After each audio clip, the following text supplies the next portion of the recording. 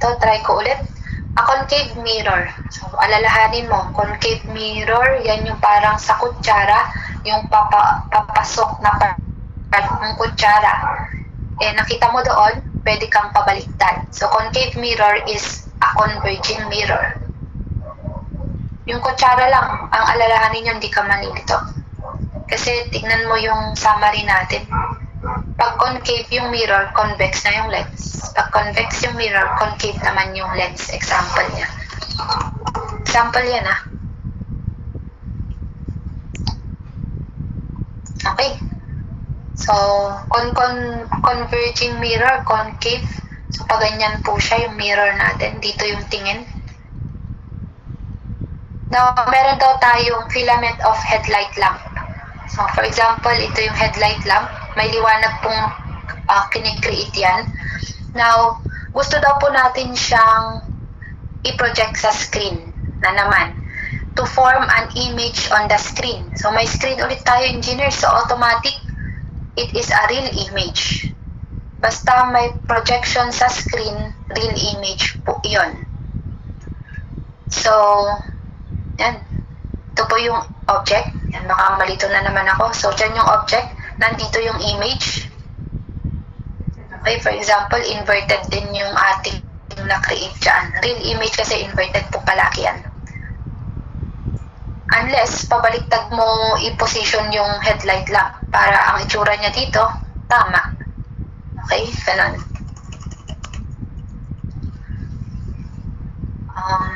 The filament is 5 millimeters high. So, yung mismong object po yun. And the image is 40 centimeter high. Lumaki siya, di ba? So, ang nangyari, for real image siya, inverted and enlarged siya. So, wag i-limit yung sarili na pag sinabing inverted, hindi na ba siya naka-enlarge o maliit. So, pwede po siyang napalaki or napaliit. Basta ang keyword nyo lang doon, pag real, always inverted yan.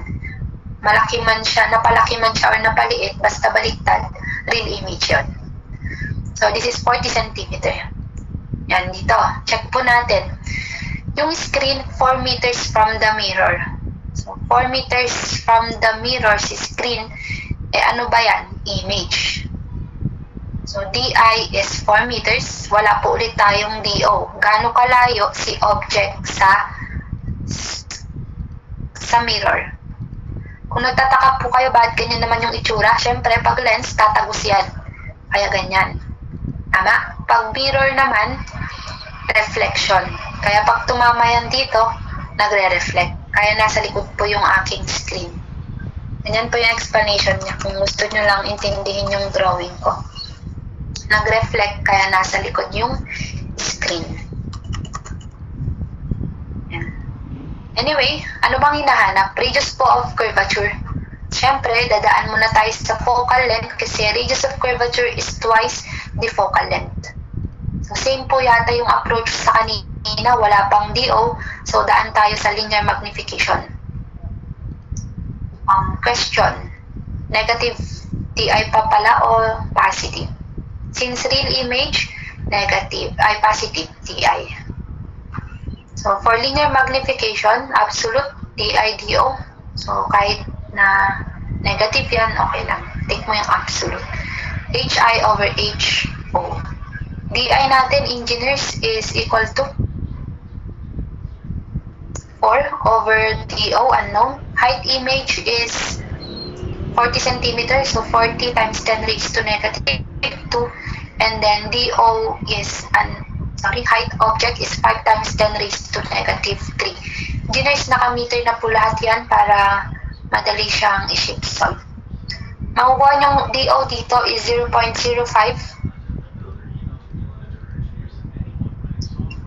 meters.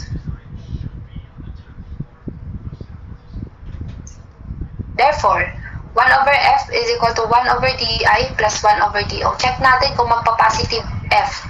Kasi dapat positive F yan kasi nga concave mirror is a converging mirror.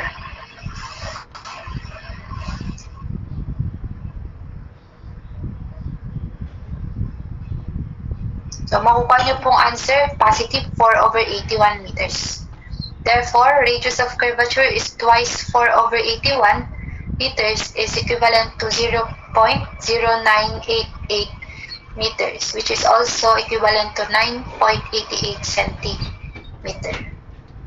Bakit kaya, ma'am, may radius of curvature? Take note, yung mga convex, concave are part of sphere kasi, ang tutuusin. Okay? Part sila ng sphere. Kunwari dito naman yung convex. Part sila ng spherical sphere. Kaya may radius of curvature po yan. R. Dito naman po yung focal length sa gitna. Kaya R is twice F. Bakit sobrang halaga na dapat alam mong isolve yung radius of curvature? Kasi yung radius of curvature na yan, distance din po yan, engineers. For example, ito yung bilog niya, no? At dito yung radius of curvature, kunwari, 9.88 cm. I-presto mo dyan yung headlight lamp. Yan, magkakaroon yan ng real image, same size. Okay? Yun naman po. May bearing kasi yung distance.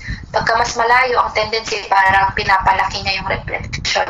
Pero pag i-position mo yung object sa radius of curvature, makaka-create po yan ng real image. Bukod pa doon, same size siya sa object.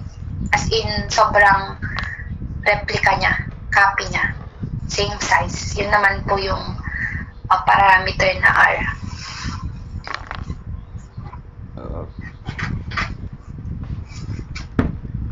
Okay, number 20 tayo. So, any question for lens and mirror? Wag lang pong magpalito doon sa lens at mirror. Magkaiba po si lens at mirror, pero merong pagkahawig sa part na to. Hawig lang ng function si concave mirror at convex lens. Hawig lang din sila si convex mirror at concave lens. Bakit hawig? Same sila ng definition na virtual image lang ang mapoproduce. Kaya pagka gumamit ka naman, engineers, na convex mirror, tapos maglagay ka ng headlight lamp dyan, may screen ka doon, kahit pailawan mo yan ng sobrang lakas, wala kang makikitang reflection dyan. Kasi virtual image lang yung makikreate. Bali yung reflection or yung headlight lamp na upright tapos sobrang liit, makikita mo dito mismo sa loob ng salamin. Diyan lang siya, hindi siya magre-reflect. Tulad dito. Dito lang siya sa lens, hindi siya ma-project sa screen. Okay, next po tayo. Last topic about sa quantum physics din, related sa quantum physics or relativity pala. Ito, dito na part sa 20. Calculate the energy required by an electron to reach 90% of the speed of light starting from rest. Okay. Yung total energy na ma-experience ni electron is dalawa. Yung energy po na yun is due to kinetic energy plus rest energy, also known as potential energy, di ba? So, the same lang, rest energy or potential energy. Now, dito na po papasok yung theory na Einstein na relativity. Tanong ko dati sa sarili ko noon, kailan ako gagamit ng mga formula ni Einstein na relativity? Kailan? Ito po yung mga formula niya. Paki-screenshot na lang.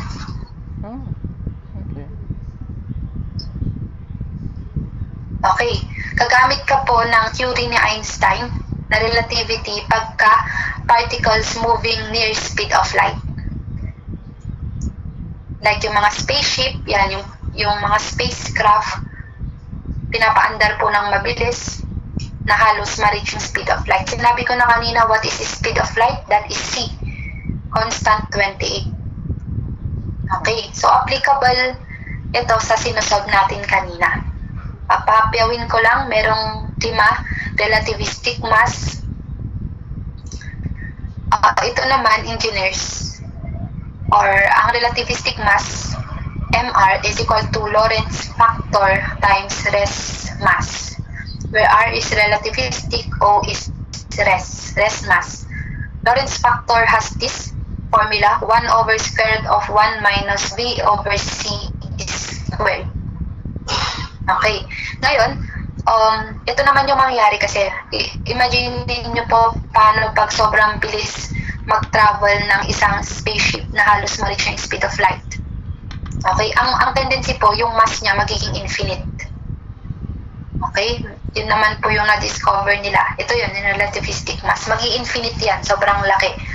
Kaya imposible sa tao na mag-travel sa halos speed of light. Limiting speed na natin yung c. Yung more than speed of light, imposible na.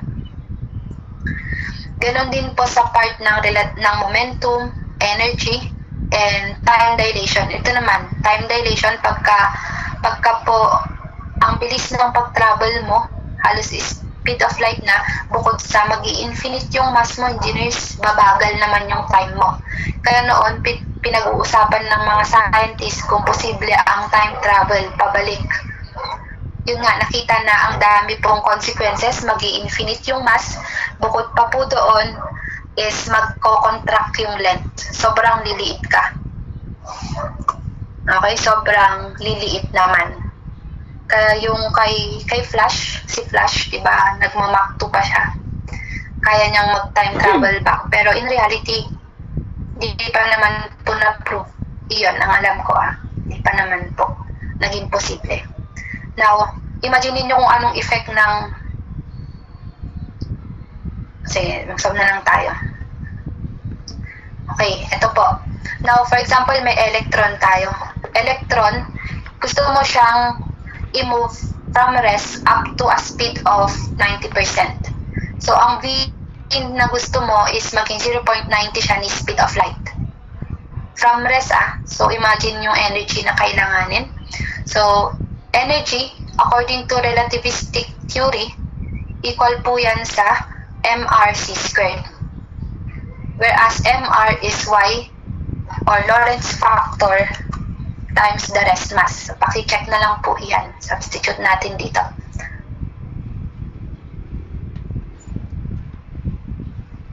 Diba famous yung formula ni Einstein na E equals mc squared? Maalala ba to? Yan lang po yung ina-apply natin dito. So, equal siya sa kinetic energy. Yan po yung ating hinahanap. Calculate the energy. When we say kinetic energy kasi, energy in motion naman. Kung may energy at rest, may energy in motion. So, plus rest energy, so MOC squared naman dito. Rest mass. May rest mass po ang electron. Is constant 0.3. Tignan niyo po yung likod ng calculator nyo. 1 is proton, 2 is neutron, 3 is electron. So, PNE, proton, neutron, electron. Mga rest mass po nila yan. Pinakamagaan si electron, constant 3. So, pag i-rewrite natin yan, di ba, engineers, magiging ganito? MOC squared minus MOC squared. Since may common naman, labas mo na si MOC squared. So, magiging Lorentz factor minus 1 na lang. Yan na po yung ating isa-substitute. So, constant 0.3, constant 28 squared. Lorentz factor is 1 over square root of 1 minus 0.9 c over c squared. Minus 1. Okay, yan na po yung ating kinetic energy. Yung energy formula ni Einstein na mc squared, ang ganda lang kasi dyan mo makikita yung effect ng mass or yung connect ng mass sa speed of light na habang lumalaki or bumibigat yung m or yung isang object nagtatravel sa speed of light, sobrang laki ng energy na ma-accumulate. Parang yung atomic bomb, yung mga yan,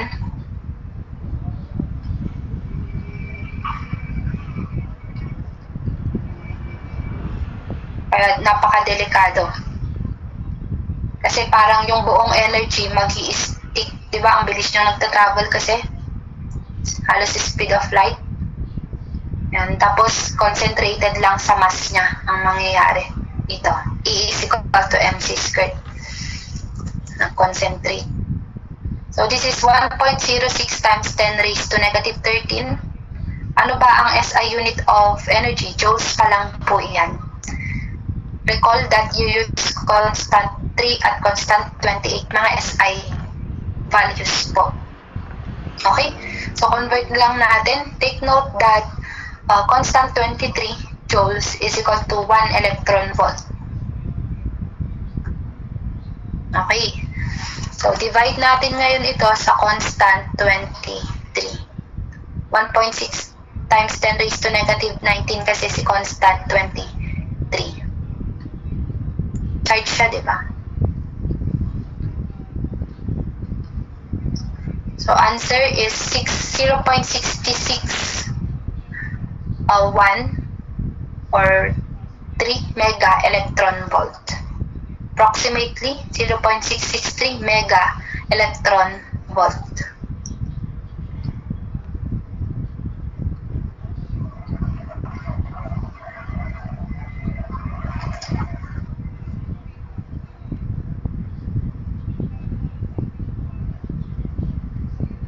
Yan, nakipicturean na lang. Cheers. Yan, so total energy of electron, ito yung na-accumulate niyang energy, YMOC squared. Yung kanyang relativistic energy, kasi nga nagtatravel na siya sa halos speed of light. Yan po yung kanyang relativistic energy. Hinahanap lang natin yung energy required na para ma-move po siya. So, kinetic energy yan. Okay, 21 at 22, similar problem. Short solution lang siya, wag mag-alala. Patapos na po tayo.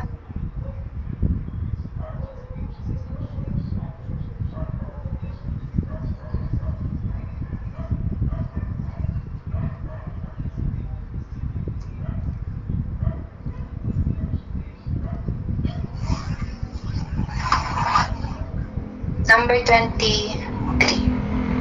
The electron emitted from a hot filament is accelerated in an electric field until the velocity is 5 times 10 raised to 9 centimeter per second. Find the wavelength of the electrons. Okay. Yung mga sinaunang TV natin, engineers, na kung saan may tube sa likod, yung cathode ray tube na tinatawag. Sa loob po niyan, meron tayong electron gun emitter. Okay, may electron gun emitter po na kung saan pag sinaksak natin yung TV, yung ating mga electrons sa loob nun is mag-accelerate. Mag-move sila ng sobrang bilis. Okay? At tignan nyo po, 5 times 10 raised to 9, dapat meters yan. 5 times 10 raised to 9 meters. Ay. Okay, try natin na centimeter muna. 5 times 10 raised to 9 meters per second. Centimeters per second, yung i-accelerate po niya, bibilis. And ang tendency, engineers, pagka itong mga electrons na to, sobrang bilis na nilang nag-move, nag-i-emit sila ng mga photons. Nag-i-emit sila ng photons na tinatawag nating light energy. Kaya na umiilaw yung ating mga TV. Now, yung mga photons po na yan, nagbe-behave lang din po sila na parang wave. So, may mga wavelength po yan. Yun po yung ating hinahanap. Ang tawag actually sa wavelength na sinosolve natin, engineers, is de Broglie wavelength. Okay? Ang nakadiscover po si Louis de Broglie. Yan. Siya po yung nakadiscover nito. Okay, ang formula kasi natin mula dyan is, ang wavelength is equivalent po sa H over P. Okay, galing lang po sila dito. Siguro dapat malaman nyo rin. Energy of a photon is equivalent po sa HF. Energy of a photon is equal po sa HF.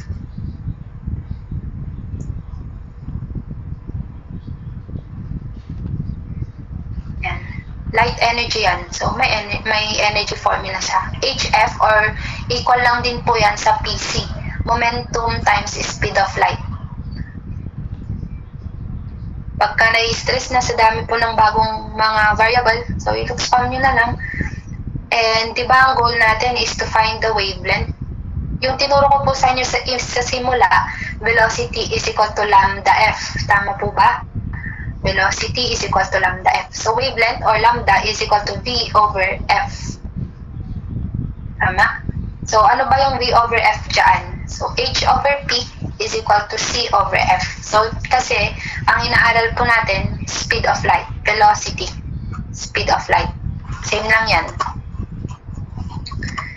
C is also a velocity. Huwag kakalimutan. Velocity of light yan, yung C. Therefore, wavelength or de Broglie wavelength is equal to h over p. Ayan po yung ating gagamitin na formula. Okay, so wavelength is equal to h is Planck's constant, K06.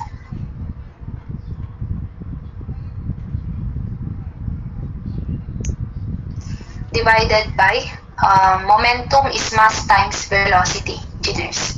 So K06, ano bang mass ni electron ulit? Constant 3. And then velocity niya 5 times 10 raised to 9. Ito po, dapat meters yan. Or sige, try na lang natin, troubleshoot na lang natin. Naka times 10 raised to 7 dapat yan, di ba? Kung meters per second. Okay, gawin ko pong 5 times 10 raised to 7. Para SI na siya. Yan, SI na. So, let's see. Move nyo lang to decimal or divide nyo lang po ng 100.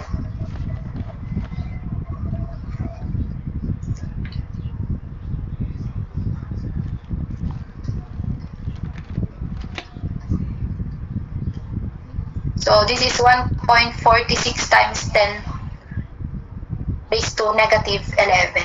So, dito pa lang, ang i-answer nyo na agad, engineers, diba, letter T? Okay? Tama naman po. Naka-picometer siya. Pero kung picometer dapat yan, dapat po is move ka 14.6 dapat. Or 14.6 picometer. Yan po yung troubleshoot natin. So, dapat raised to 7 yun. Anyway, letter T pa rin naman yung i-answer niyo.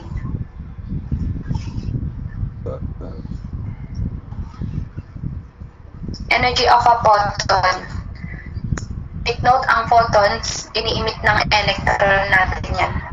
Light energy. Sa sobrang bilis nilang mag-move, mag-accelerate. Diba, basic principle din natin sa current? Yung current, kuryente. Walang kuryente kung hindi magpo-flow ang electron. So, nag-move lang din po ang electron, kaya may kuryente tayo. Constant 0.6, constant 0.3. Velocity po tayo mag-focus. What is the kinetic energy of the electron?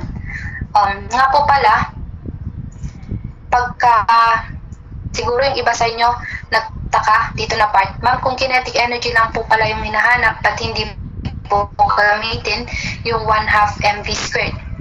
Engineers, kapag sobrang laki na yung speed, kaya nga sabi ko relativistic theory na to, kasi sobrang laki na yung speed, halos na-reach yung speed of light. Pero pagka normal lang yung speed, not too normal lang, hindi ganon kalaki, hindi rin ganon kaliit, yung typical, yung usual lang na alam ninyong formula ng kinetic energy, 1/2 mv squared. Not too large, so gamitin mo tong 1/2 mv squared. So yun po yung gagamitin natin dito. Hindi naman po sinabi na near to speed of light siya, kaya ang gagamitin lang natin 1/2 mv squared. Yun lang po yung hint ninyo or clue. Kailan kami, ma'am, gagamit ng formula na yan? Pagka ang involved sa problem, velocity na halos ma-reach yung speed of light. Gamitin mo yan. Kasi yun yung consideration kaya na-derive yung mga formula na yan. So, 1 electron volt, convert natin sa joules. Constant, 1 electron volt is equal to constant 23 joules, di ba? So, 1/2 mass of constant 3, and then velocity squared. Velocity is square root of 2 times constant 23 divided by constant 3. Makukuha niyo pong answer dito, engineers, is 1.20. Try ko na lang para sure.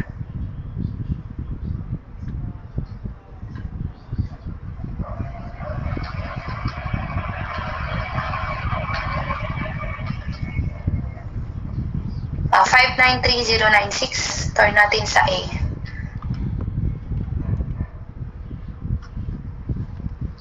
Okay, meters per second. Then, substitute nyo na po dito. So, store to alpha A. Yung answer natin. Constant 6 divided by constant 3.